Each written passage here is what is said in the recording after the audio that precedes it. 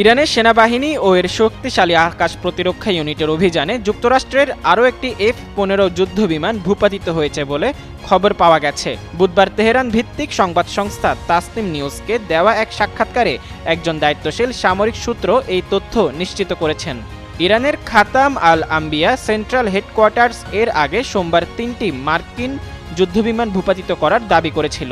সেই ঘটনার রেশ না কাটতেই নতুন করে আরও একটি অত্যাধুনিক যুদ্ধবিমান ধ্বংসের খবর মধ্যপ্রাচ্যের সামরিক উত্তেজনাকে এক নতুন মাত্রায় নিয়ে গেল।